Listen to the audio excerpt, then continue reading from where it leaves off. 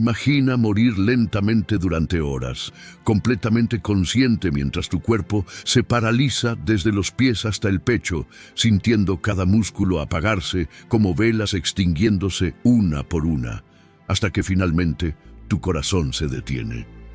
Esto no es ficción. Es exactamente lo que le sucedió al hombre más sabio de la antigua Grecia. El año es 399 a.C. En una celda fría y húmeda de la prisión estatal de Atenas, un hombre de 70 años espera su muerte. No es un criminal común, no es un traidor ni un asesino. Es Sócrates, el filósofo más influyente de la historia occidental, condenado por los mismos ciudadanos a quienes dedicó su vida a despertar del sueño de la ignorancia. La sentencia es clara: muerte por envenenamiento con cicuta. Y durante más de 2000 años, esta muerte ha sido romantizada, idealizada, presentada como una partida serena de un sabio tranquilo que simplemente se quedó dormido en paz. Pero la verdad médica y científica revela una realidad completamente diferente. Una realidad de agonía progresiva, de terror contenido, de sufrimiento calculado. Lo que realmente experimentó Sócrates en sus últimas horas fue un horror que la filosofía y el arte han ocultado deliberadamente durante milenios. Antes de continuar, déjame decirte algo importante. Más del 80% de las personas que están viendo este video ahora mismo no están suscritas al canal. Si estás disfrutando este contenido sobre historia oscura y real, te invito a que presiones ese botón de suscripción. Es completamente gratis y me ayuda enormemente a seguir trayendo estas historias que la historia convencional prefiere suavizar. Ahora sí, adentrémonos en las últimas horas del hombre que cambió para siempre cómo pensamos. Para entender la muerte de Sócrates, primero debemos comprender quién era este hombre y por qué Atenas, la ciudad que él amaba, decidió matarlo. Sócrates nació alrededor del año 470 a.C. en Atenas, durante lo que se conoce como la Edad de Oro de esta ciudad-estado.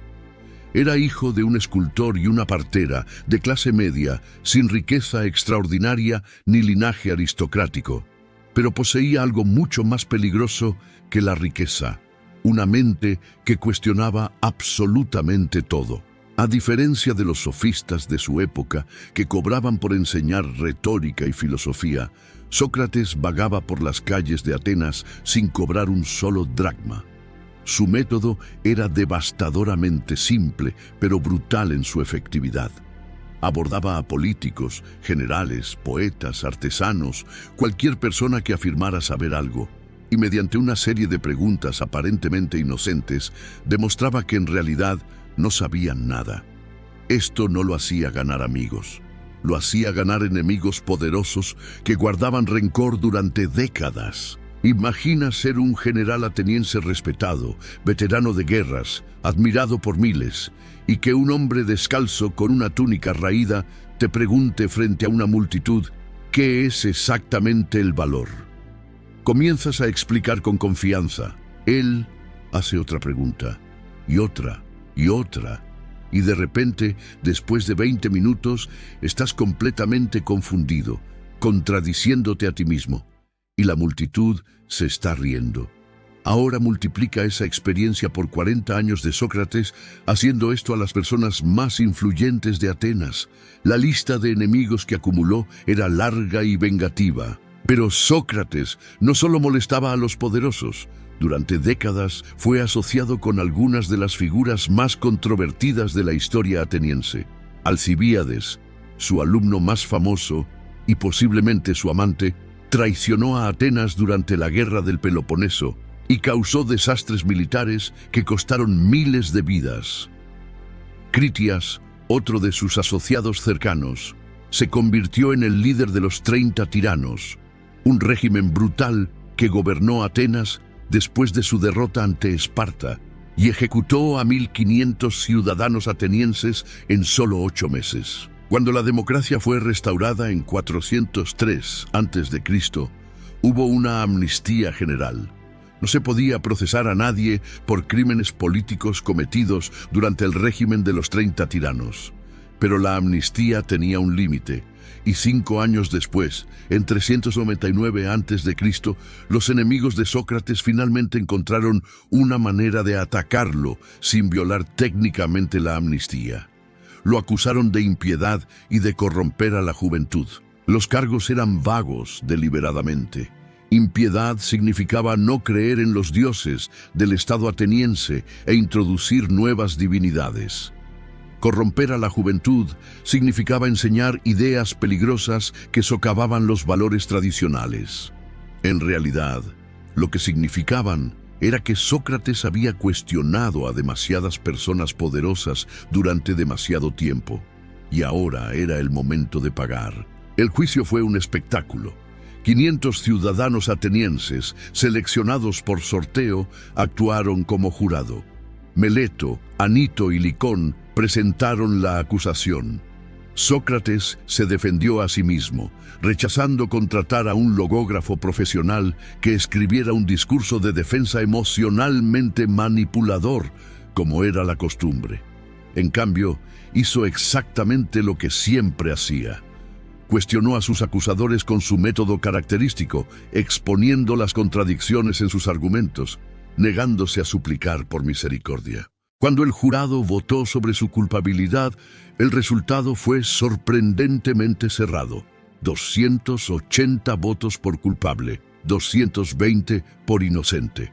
Una diferencia de solo 60 votos de un total de 500.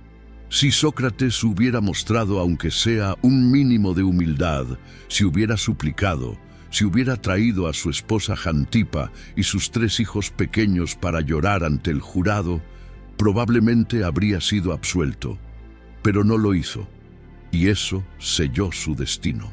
Después del veredicto de culpabilidad, el sistema legal ateniense requería que tanto la acusación como la defensa propusieran una pena. La acusación propuso la muerte. Sócrates tenía la oportunidad de proponer el exilio o una multa, que el jurado casi seguramente habría aceptado. En cambio, con una arrogancia que dejó atónitos incluso a sus partidarios, propuso que como castigo, Atenas debería mantenerlo de por vida en el Pritaneo, el edificio donde la ciudad alimentaba a sus mayores héroes y benefactores. Estaba diciendo esencialmente que merecía ser honrado, no castigado. El jurado, insultado por esta burla descarada, votó nuevamente. Esta vez, la mayoría para la pena de muerte fue mucho mayor. 360 votos por muerte, solo 140 en contra. 80 jurados que habían votado por su inocencia ahora votaban por matarlo, enfurecidos por su falta de arrepentimiento. Sócrates había convertido una posible absolución en una sentencia de muerte mediante su negativa obstinada a jugar según las reglas del sistema. Aquí entra un detalle crucial que la mayoría de las narrativas omiten. La ejecución no fue inmediata. Atenas tenía una regla sagrada. Durante el festival anual de Apolo Delio, que conmemoraba el viaje mítico de Teseo a Creta, no se podían realizar ejecuciones. El barco sagrado acababa de partir hacia Delos el día antes del juicio de Sócrates. No regresaría durante casi un mes. Sócrates pasaría 30 días en prisión esperando su muerte. Durante ese mes, algo extraordinario sucedió. Sus amigos, liderados por el rico Critón, organizaron un plan de escape elaborado. Habían sobornado a los guardias, tenían caballos esperando fuera de Atenas, habían arreglado refugio en Tesalia, donde Sócrates estaría a salvo. Todo lo que necesitaban era que Sócrates dijera que sí. Critón visitó la prisión y suplicó a su amigo que aceptara el plan. Le recordó a Sócrates sus responsabilidades con sus hijos pequeños. Le aseguró que nadie en Atenas realmente quería que muriera, que la sentencia era política, que escapar no sería cobardía sino prudencia. La respuesta de Sócrates es uno de los momentos más fascinantes de la filosofía occidental. Rechazó el escape, pero sus razones no eran las que comúnmente se enseñan. Sócrates no rechazó escapar porque creyera noble morir por sus principios. Lo rechazó porque argumentó que había vivido toda su vida bajo las leyes de Atenas, había aceptado sus beneficios y ahora que esas mismas leyes lo condenaban, escapar sería una hipocresía. Sería admitir que las leyes solo importan cuando nos benefician. Este argumento ha sido debatido durante 2000 años. ¿Estaba Sócrates siendo noble o simplemente terco? ¿Estaba defendiendo el Estado de Derecho o estaba secretamente suicida, cansado de la vida a los 70 años, buscando una salida dramática que asegurara su inmortalidad filosófica? Nunca lo sabremos con certeza. Lo que sí sabemos es que rechazó el escape y eligió la muerte. Finalmente, después de 30 días, el barco sagrado regresó a Atenas. La ejecución podía proceder. En la tarde del día señalado, Sócrates recibió la visita final de sus amigos y seguidores. Platón, su estudiante más devoto y futuro cronista, estaba supuestamente enfermo y no pudo asistir personalmente, aunque su relato en el diálogo Fedón se basa en testimonios de testigos presenciales. Presentes estaban Critón, Apolodoro, Simias, Cebes, Fedón y varios otros. Su esposa Jantipa estaba allí con su hijo menor, llorando histéricamente.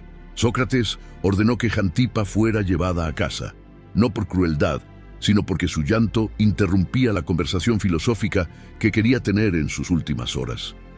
Este detalle revela algo importante sobre Sócrates.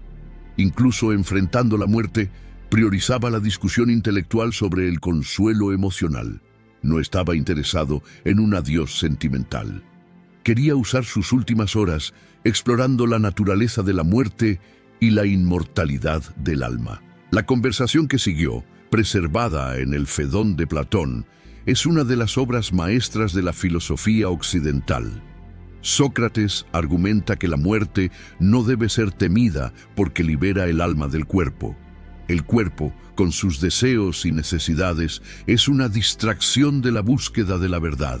La muerte permite finalmente al filósofo acceder a las formas eternas, las realidades perfectas que existen más allá del mundo material imperfecto. Por lo tanto, el verdadero filósofo debe dar la bienvenida a la muerte como la culminación de su búsqueda de sabiduría. Los argumentos son brillantes, elaborados, convincentes, pero hay algo inquietante en toda la escena. Sócrates está trabajando demasiado duro para convencer a sus amigos y quizás a sí mismo de que la muerte es deseable. Varios de sus estudiantes expresan dudas. Simias y Cebes presentan objeciones. Sócrates las responde, pero la conversación tiene la cualidad frenética de un hombre tratando de convencerse de algo en lo que quiere creer, pero no está completamente seguro. Mientras esta conversación filosófica continúa, el guardia de la prisión entra repetidamente para verificar. Cada vez se disculpa por interrumpir. Claramente no quiere ejecutar a Sócrates. Como muchos en Atenas, respeta al viejo filósofo. Pero el deber es el deber. Finalmente, el guardia entra y dice que es hora. El sol está comenzando a ponerse. La ejecución debe realizarse antes del anochecer.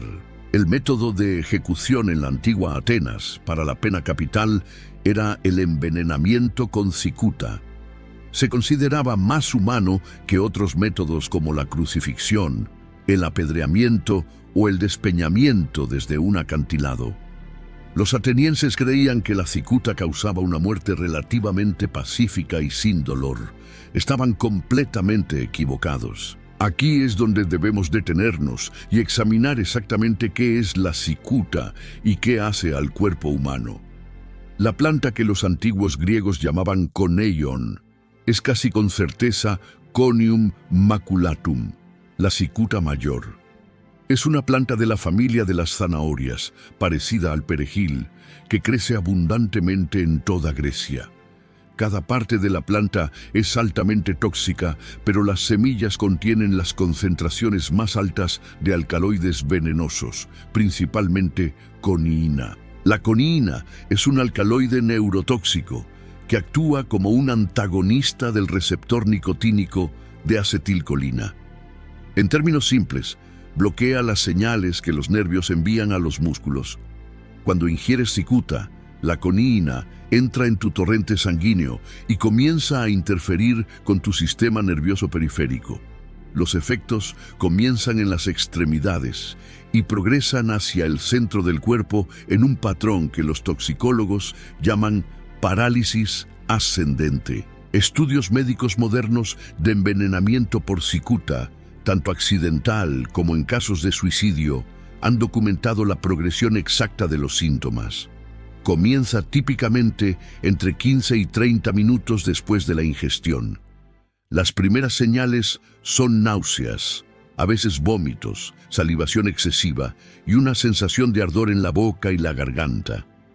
Luego viene la debilidad muscular, comenzando en los pies y las piernas. El aspecto crucial que hace que el envenenamiento por cicuta sea particularmente horrible es que la víctima permanece completamente consciente durante todo el proceso.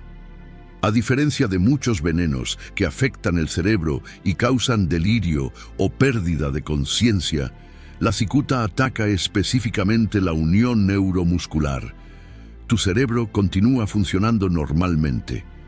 Puedes pensar con claridad. Puedes sentir todo. Simplemente no puedes mover tus músculos. Imagina la experiencia desde el interior. Bebes el veneno. Sabe amargo, repugnante, tu boca comienza a arder, intentas caminar y descubres que tus piernas están débiles, temblorosas, te sientas o te acuestas porque ya no puedes mantenerte de pie. La debilidad se extiende hacia arriba, tus muslos, tu abdomen, tu pecho. Intentas mover tus dedos y apenas responden. Quieres rascarte la nariz pero tu brazo no se levanta. Y todo el tiempo estás completamente consciente. Miras a las personas a tu alrededor, puedes escuchar sus conversaciones, puedes pensar, pero estás atrapado dentro de un cuerpo que cada vez obedece menos tus comandos. Es como estar enterrado vivo dentro de tu propia carne. La descripción de Platón, en el Fedón de la muerte de Sócrates, ha sido durante mucho tiempo la fuente principal de cómo imaginamos este evento. Platón describe al guardia de la prisión trayendo la cicuta en una copa. Sócrates pregunta, ¿qué debe hacer? El guardia explica que simplemente debe beber y luego caminar hasta que sienta sus piernas pesadas, momento en el cual debe acostarse. Sócrates toma la copa sin vacilación, sin temblor en su mano, y la bebe de un solo trago. Platón describe a Sócrates caminando tranquilamente después de beber el veneno. Cuando sus piernas se vuelven pesadas, se acuesta. El guardia periódicamente presiona sus pies, sus piernas, preguntando si puede sentir algo. Sócrates responde que el entumecimiento está subiendo. Es una escena de muerte serena, casi hermosa. Sócrates está tranquilo, sus amigos están llorando pero contenidos, y finalmente, cuando el frío alcanza su corazón, simplemente deja de hablar y muere. Es una narrativa poderosa. Ha inspirado arte, filosofía, millones de palabras de comentario. El problema es que médicamente está casi con certeza embellecida o es incorrecta en aspectos cruciales. Los toxicólogos modernos que han estudiado el envenenamiento por cicuta señalan múltiples inconsistencias entre la descripción de Platón y lo que realmente sucede cuando alguien ingiere cicuta. Primero, la descripción de Platón del entumecimiento ascendente es engañosa. No es entumecimiento, es parálisis. La víctima puede sentir todo. El problema es que no puede mover los músculos. Esta es una distinción crucial. Sócrates habría sentido cada momento de su muerte. No habría experimentado un adormecimiento creciente que lo llevó pacíficamente a la inconsciencia. Segundo, Platón omite completamente los síntomas gastrointestinales severos que casi siempre acompañan el envenenamiento por cicuta. Náuseas violentas, vómitos, salivación excesiva, a veces pérdida de control intestinal. Estos síntomas habrían sido extremadamente angustiantes y completamente incompatibles con la conversación filosófica tranquila que Platón describe. Tercero, y más perturbadoramente, Platón no menciona las convulsiones. El envenenamiento por cicuta frecuentemente causa convulsiones musculares violentas cuando el sistema nervioso colapsa. Estas no son sacudidas menores, sino espasmos de cuerpo completo que son aterradores de presenciar y presumiblemente aterradores de experimentar. Varios relatos médicos históricos de envenenamiento por cicuta describen a las víctimas sacudiéndose violentamente en agonía antes de la muerte. Cuarto, la muerte por cicuta no es rápida. El relato de Platón sugiere que Sócrates murió quizás dentro de 1 hora después de beber el veneno, pero los casos médicos documentados de envenenamiento por cicuta muestran que la muerte puede tardar varias horas. Durante todo este tiempo, la víctima está consciente, paralizada, incapaz de comunicarse efectivamente, sintiendo cómo su cuerpo se apaga sistema por sistema. Finalmente, está el mecanismo real de la muerte. Platón sugiere que Sócrates simplemente se quedó dormido cuando el frío alcanzó su corazón. Pero así no es como la cicuta mata. Mata por parálisis respiratoria. Los músculos que controlan la respiración, el diafragma y los músculos intercostales, se paralizan. La víctima intenta respirar pero no puede. Ahí viene el pánico, la lucha desesperada por aire que no puede entrar en los pulmones. La muerte llega por asfixia mientras la víctima está completamente consciente, ahogándose en aire. Imagina los últimos minutos de Sócrates a través de esta lente médica más precisa. Ha bebido el veneno hace quizás 2 o 3 horas. Los síntomas iniciales de náuseas y vómitos han pasado. Ahora está acostado en su catre, completamente paralizado, excepto quizás por el movimiento mínimo de los ojos. Sus amigos están a su alrededor, algunos llorando, algunos orando, algunos simplemente observando en horror silencioso. Sócrates puede escuchar todo, puede ver todo, puede pensar con perfecta claridad, pero no puede hablar, no puede mover un dedo. Está atrapado dentro de su propio cuerpo moribundo, completamente consciente de lo que está sucediendo. Y luego comienza la parte final. Siente que le falta el aire, intenta respirar más profundo, pero sus pulmones no responden. El pánico debe haber sido abrumador. Toda su filosofía sobre dar la bienvenida a la muerte, toda su argumentación de que el cuerpo es solo una prisión del alma, de repente se enfrenta a la realidad brutal de la asfixia. Intentó comunicar su angustia. Sus ojos se ampliaron con terror.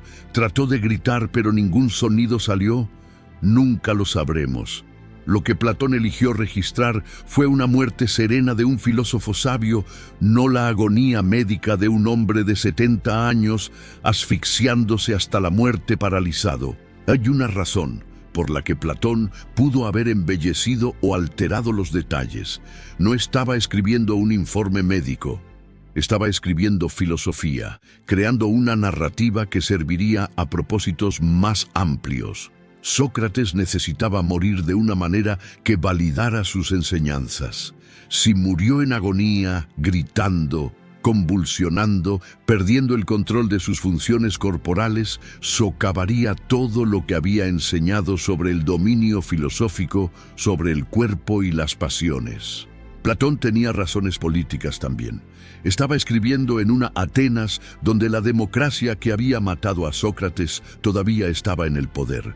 Necesitaba retratar a Sócrates como mártir noble, no como víctima patética. La muerte serena servía a este propósito mucho mejor que la descripción médicamente precisa de una ejecución horrenda. Pero hay otra posibilidad que vale la pena considerar. Quizás la preparación utilizada en la ejecución de Sócrates no fue cicuta pura. Algunos investigadores han sugerido que los antiguos griegos podrían haber mezclado cicuta con opio para hacer la muerte más tolerable. El opio habría proporcionado alivio del dolor y posiblemente pérdida de conciencia, haciendo que el proceso fuera menos horrible. Esto podría explicar por qué el relato de Platón difiere tanto de lo que sabemos sobre envenenamiento puro por cicuta. Sin embargo, no hay evidencia histórica definitiva de que se usara opio en las ejecuciones atenienses. Y relatos griegos de otras ejecuciones por cicuta sugieren que era común que las muertes fueran bastante horribles, lo que argumenta en contra de la teoría de la mezcla con opio. Lo más probable es que la verdad esté en algún punto intermedio. Sócrates probablemente experimentó muchos de los síntomas horribles del envenenamiento por cicuta: náuseas, parálisis progresiva, dificultad respiratoria final. Pero también es posible que, a través de una fuerza de voluntad extraordinaria y décadas de práctica filosófica en controlar sus reacciones emocionales, logró mantener más compostura de la que la mayoría de las víctimas de envenenamiento por cicuta muestran. Quizás no murió tan serenamente como Platón afirma, pero tampoco en la agonía completa que la evidencia médica sugeriría. Hay un detalle final en el relato de Platón que vale la pena examinar. Las últimas palabras de Sócrates, según el Fedón, fueron dirigidas a Critón. Critón, le debemos un gallo a Asclepio, págalo y no lo descuides. Asclepio era el dios griego de la curación y la medicina. Era costumbre sacrificar un gallo a Asclepio cuando uno se recuperaba de una enfermedad. Durante siglos, los eruditos han debatido qué significaban estas últimas palabras. La interpretación tradicional es que Sócrates veía la vida como una enfermedad y la muerte como la curación. Por lo tanto, se debía un sacrificio de agradecimiento a Asclepio por finalmente curar a Sócrates de la vida. Esta interpretación apoya la visión de Platón de Sócrates dando la bienvenida a la muerte. Pero interpretaciones más recientes han sugerido significados alternativos. Quizás Sócrates estaba siendo irónico, burlándose de la idea de que necesitaba curación. O quizás estaba simplemente recordando a Critón una deuda financiera mundana que había olvidado pagar, mostrando preocupación práctica por sus obligaciones incluso en el momento de la muerte. O posiblemente las palabras fueron mal recordadas o inventadas completamente por Platón para servir a sus propósitos narrativos. La verdad es que nunca sabremos con certeza qué dijo realmente Sócrates, si es que dijo algo coherente al final. La parálisis progresiva habría hecho el habla cada vez más difícil. Sus últimas palabras podrían haber sido simples murmullos incomprensibles que Platón, escribiendo años después, basándose en recuerdos de segunda mano, transformó en algo filosóficamente significativo. Lo que sí sabemos con certeza es que Sócrates murió. Su cuerpo fue entregado a su familia para su entierro. No hay registro de dónde fue enterrado exactamente. A diferencia de figuras como Pericles o Temístocles, que recibieron tumbas monumentales, Sócrates desapareció en el anonimato físico. Su único monumento fue los diálogos que Platón escribiría durante las siguientes décadas, transformando a su maestro muerto en el personaje central de la filosofía occidental. La ejecución de Sócrates tuvo consecuencias inmediatas para Atenas. Muchos de sus estudiantes huyeron de la ciudad, temiendo que podrían ser los siguientes. Platón se fue a Megara, luego viajó extensamente antes de eventualmente regresar a Atenas y fundar la academia. Otros, como Jenofonte, se unieron a expediciones militares extranjeras. La comunidad intelectual de Atenas fue fragmentada y dispersada. Pero en un nivel más profundo, la ejecución de Sócrates reveló algo fundamental sobre la democracia ateniense. Los mismos ciudadanos que se enorgullecían de su libertad de expresión, que habían inventado la tragedia y la comedia, que satirizaban abiertamente a los políticos, que habían construido una cultura de debate público, estos mismos ciudadanos ejecutaron a un hombre esencialmente por hacer preguntas incómodas. Reveló que incluso en la democracia más celebrada del mundo antiguo había límites a la libertad intelectual, líneas que no se podían cruzar sin consecuencias mortales. Los atenienses aparentemente se arrepintieron casi de inmediato. Según fuentes antiguas, dentro de meses de la ejecución de Sócrates, la opinión pública se volvió contra sus acusadores. Meleto supuestamente fue ejecutado. Anito fue exiliado. Se erigió una estatua de bronce de Sócrates en un lugar prominente. Los atenienses querían señalar que habían cometido un error, que no debería haber sido ejecutado. Pero el daño estaba hecho. El precedente estaba establecido. Y Sócrates, que había pasado su vida argumentando que la virtud más importante era conocerse a uno mismo, había sido obligado en sus últimas horas a enfrentar el conocimiento más fundamental de todos, el conocimiento de la muerte. Y si la evidencia médica es creíble, ese conocimiento llegó no a través de la contemplación serena, sino a través de la experiencia directa de su cuerpo, apagándose sistema por sistema, mientras su mente permanecía atrapada dentro, consciente hasta el final. La ironía final es esta. Sócrates, que había pasado su vida argumentando que la muerte no debía ser temida porque liberaba el alma del cuerpo, murió de una manera que hizo que esa liberación fuera lo más dolorosa y aterradora posible. Su cuerpo se convirtió literalmente en una prisión mientras la cicuta lo paralizaba. La muerte que había filosofado como liberación fue experimentada como encarcelamiento. Y sin embargo, su muerte logró exactamente lo que probablemente pretendía. Lo hizo inmortal. Si Sócrates hubiera aceptado el exilio, habría vivido algunos años más en oscuridad en alguna ciudad-estado extranjera y habría sido olvidado por la historia.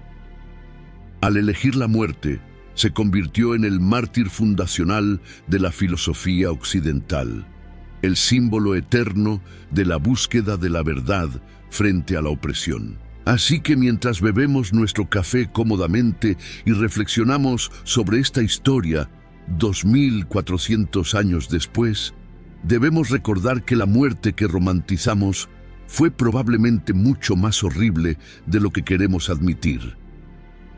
Sócrates no flotó pacíficamente hacia la muerte mientras filosofaba. Probablemente se ahogó lentamente, paralizado, consciente, aterrorizado, durante horas.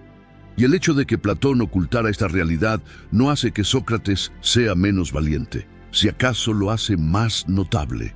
Porque enfrentar esa muerte sabiendo lo horrible que sería y aún elegirla sobre el compromiso con sus principios, eso es verdadero coraje. La próxima vez que escuches sobre la muerte pacífica de Sócrates, recuerda la realidad médica de la cicuta.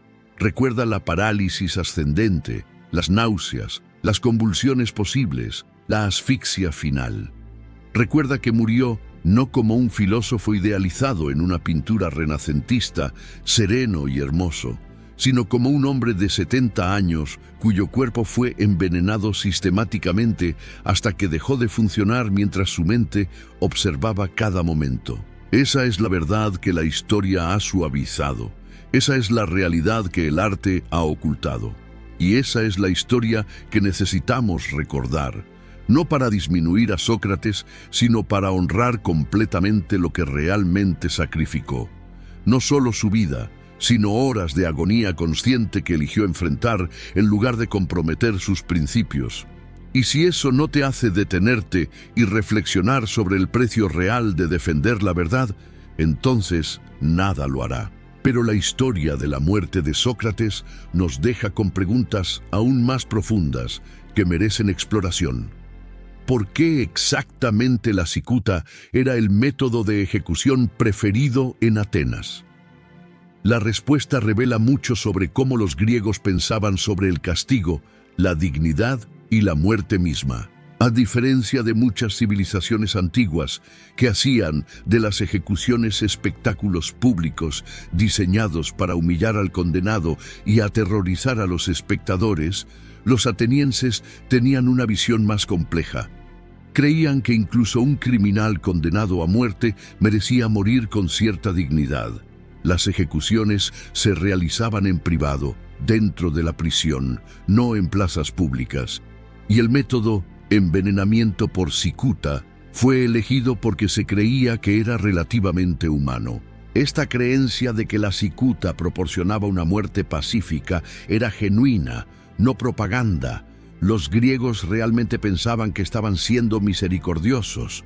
No tenían el conocimiento médico para entender lo que realmente estaba sucediendo en el cuerpo de la víctima. Veían la parálisis externa y asumían que significaba entumecimiento interno. Veían la inmovilidad final y la interpretaban como paz, no como la agonía silenciosa de la asfixia. Esta brecha entre intención y realidad es importante. Significa que los atenienses que condenaron a Sócrates no estaban siendo deliberadamente crueles al elegir la cicuta.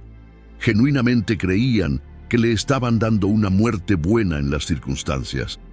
Esto no los excusa de haberlo matado en primer lugar, pero sí complica nuestra comprensión de su culpabilidad moral. Hay otro aspecto de la muerte de Sócrates que rara vez se discute, pero que es crucial para entender su impacto histórico. Sócrates no fue la única persona ejecutada por Atenas durante este periodo. Fue simplemente el más famoso. La Atenas del siglo IV a.C. ejecutaba regularmente a ciudadanos por diversos crímenes. Lo que hizo diferente el caso de Sócrates no fue el método de ejecución, ni siquiera necesariamente la injusticia de la condena. Fue el hecho de que Platón documentó obsesivamente cada aspecto de su vida y muerte. Sin los diálogos de Platón, Sócrates habría sido una nota al pie en la historia.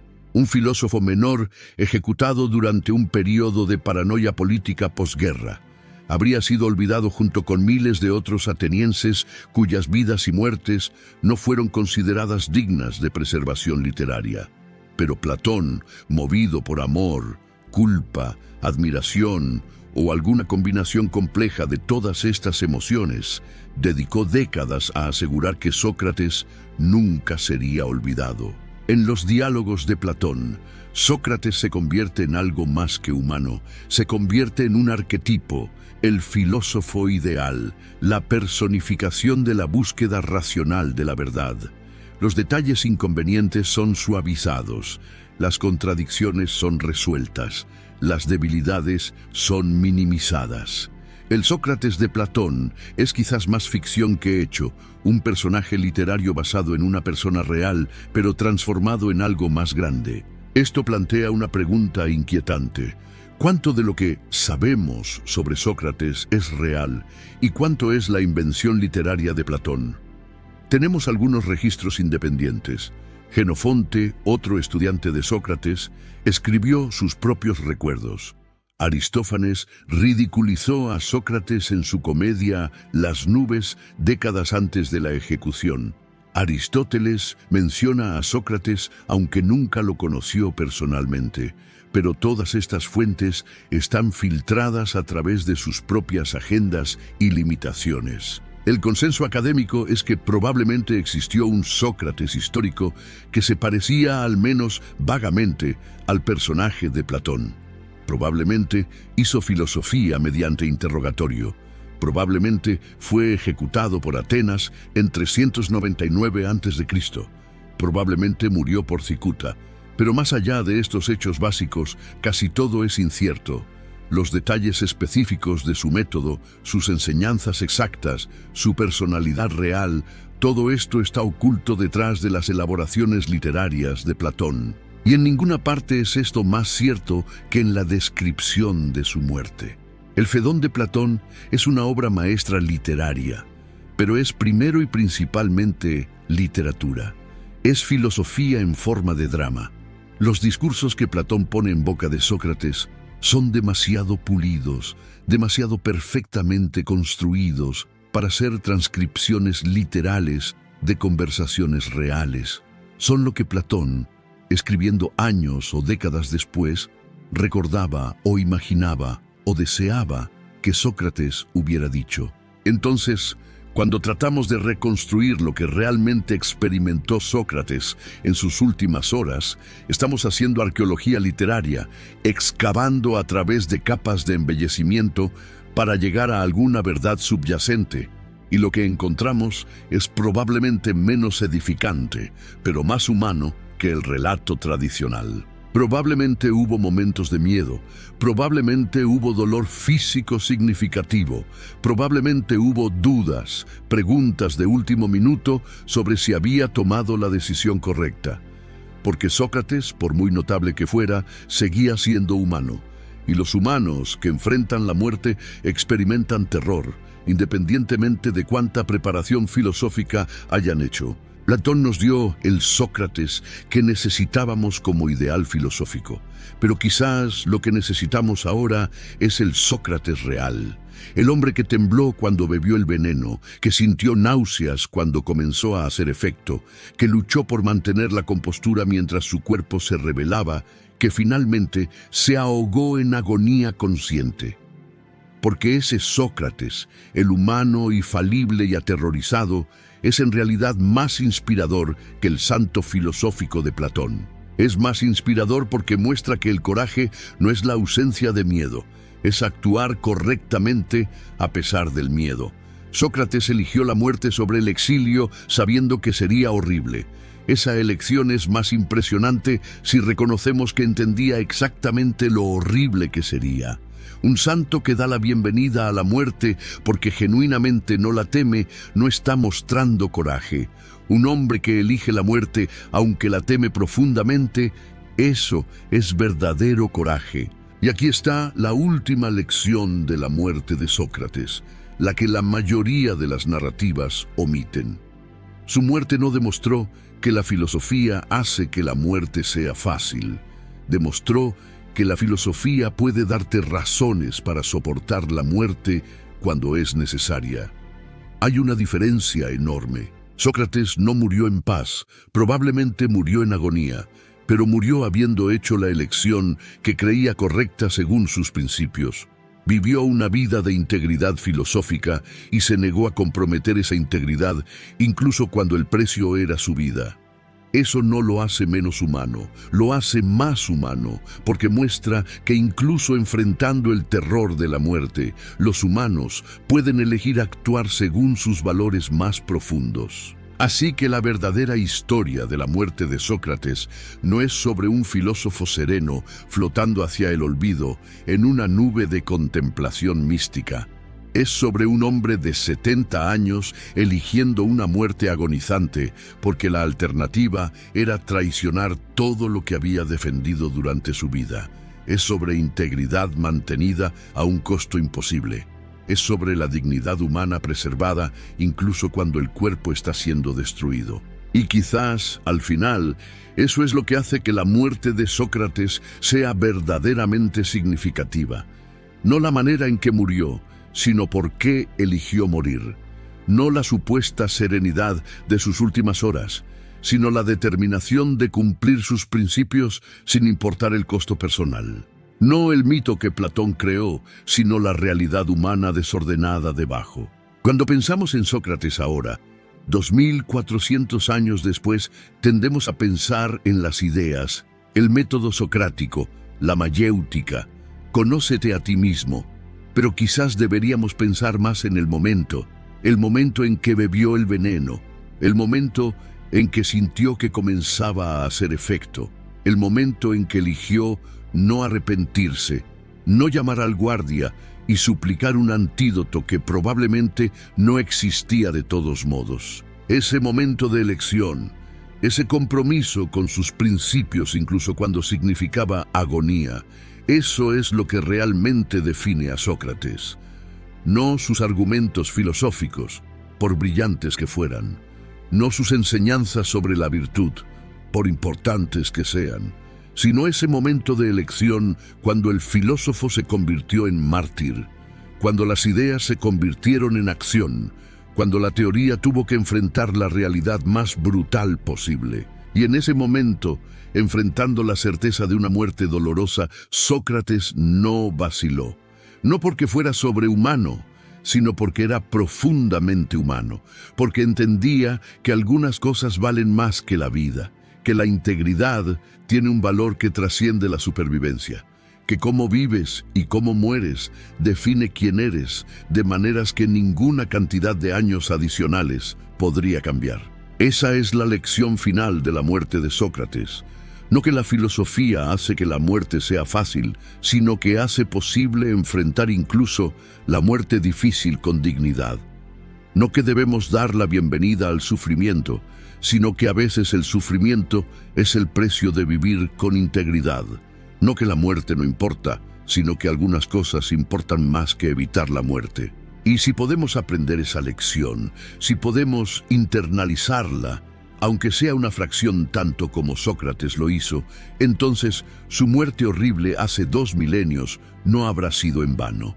Habrá cumplido exactamente el propósito que él pretendía: enseñarnos cómo vivir, examinando cómo eligió morir. Si este recorrido por la verdad, detrás de uno de los momentos más famosos de la historia, te ha impactado, recuerda suscribirte al canal. Hay cientos de historias más como esta, verdades históricas que han sido suavizadas, romantizadas u ocultadas completamente.